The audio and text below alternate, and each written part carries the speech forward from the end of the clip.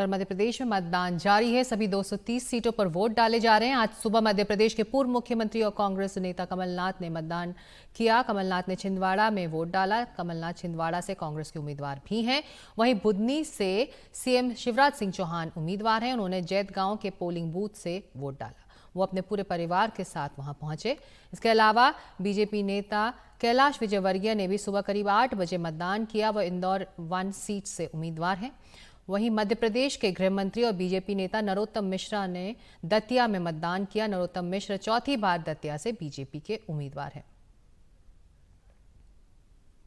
ग्वालियर से देव श्रीमाली इस वक्त हमारे साथ जुड़ रहे हैं। जबलपुर से संजीव चौधरी। संजीव, अगर मैं आपसे शुरू करूं, जबलपुर भी एक तरह से बहुत महाकौशल का जो इलाका है, दोनों पार्टियों की नज़र इस इलाके में रहती है। किस तरह का ट्रेंड रहा, वोटिंग पैटर्न क्या रहा आज? आज का जो वोटिंग पैटर्न है सिकता, वो अभी 5 बजे तक के जो आंकड़े आए उसमें 66.24% वोटिंग हुई है, जो पिछले वर्ष के मुकाबले थोड़ी ज़्यादा है। और ऐसा लगता है कि इस बार जब ख़त्म होगा 6 बजे मतदान, तो वोटिंग परसेंटेज बढ़ेगा। और लगभग ये पूरे मध्य प्रदेश में ट्रेंड है कि सभी तरह वोटिंग बढ़ रही है। तो जबलपुर में जो कैंट इलाका है उसमें सबसे कम अभी वोट हुआ है, 55% है। लेकिन जो ग्रामीण इलाके हैं उसमें सब 60% से ऊपर वोट हो रहा है। तो शहरी मतदाता थोड़ा सा शांत है, थोड़ा कम मतदान कर रहा है। लेकिन ग्रामीण क्षेत्रों में बहुत अच्छी वोटिंग चल रही है। और अभी तो जो 6 बजे तक हो जाएंगे, जो लोग 6 बजे तक मतदान केंद्रों तक पहुंच जाएंगे, उन्हें अंदर आने की अनुमति होती है क्योंकि गेट लगा दिया जाएगा। तो ऐसा लग रहा है कि मध्य प्रदेश में इस बार 70 to 75% के बीच में कहीं मतदान होना होगा।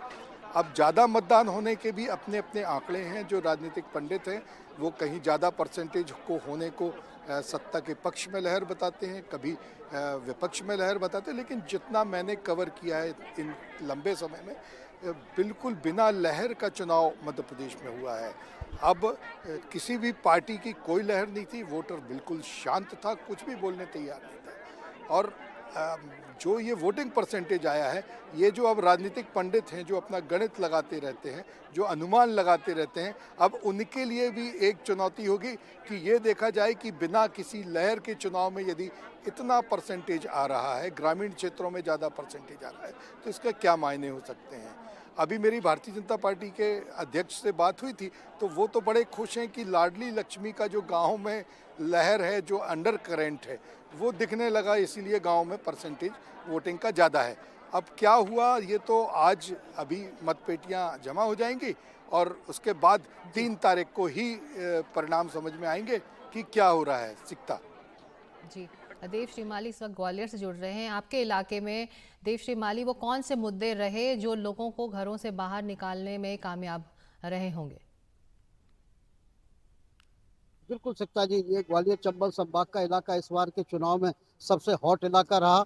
और सारी राजनीति जो घूमी वो इसी, जहां मैं पीछे खड़ा हूँ, ये आप देख रहे हैं कि ये जो महल है वो सिंधिया का ही जयविलास पैलेस है। और सिंधिया सुबह यहीं से वोट डालने के लिए गए थे और अभी इसी के अंदर बैठे हुए चुनाव की परिणाम समीक्षा कर रहे हैं कि कहाँ से क्या रहा।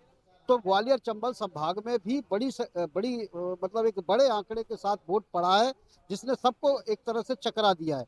ग्वालियर चंबल संभाग में एंटी इनकम्बेंसी शुरू से थी, लेकिन आखिरी के जो 3 दिन रहे उसमें मतदाता ने जो चुप्पी साधी, उसने सभी को परेशान कर दिया है। सबसे अच्छी बात ये रही कि केवल मुरैना और भिंड की कुछ घटनाओं को छोड़ दिया जाए तो मतदान शांतिपूर्ण रहा 2018 की तुलना में या 2013 की तुलना में। तो ये एक राहत की बात है इलेक्शन कमीशन के लिए भी, जनता के लिए भी, जनप्रतिनिधियों के लिए भी। लेकिन ग्वालियर की अगर हम बात करें तो ग्वालियर में अगर जो 6 बजे के आंकड़ा आया है वो 62% वोटों का आंकड़ा है, तो करीबन आधा घंटे पहले ये टेबुलेशन शुरू होता है। तो मुझे लगता है कि ये जो वोट का परसेंटेज है ग्वालियर में भी 70% से अधिक जाने की संभावना है, जो अपने आप में एक रिकॉर्ड होगा। और वही सबसे बड़ी, जो जैसा कि संजीव बता रहे थे कि ग्रामीण क्षेत्र में जो बम्पर वोटिंग हुई है वो बहुत ही ज़्यादा चौंकाने की बात है।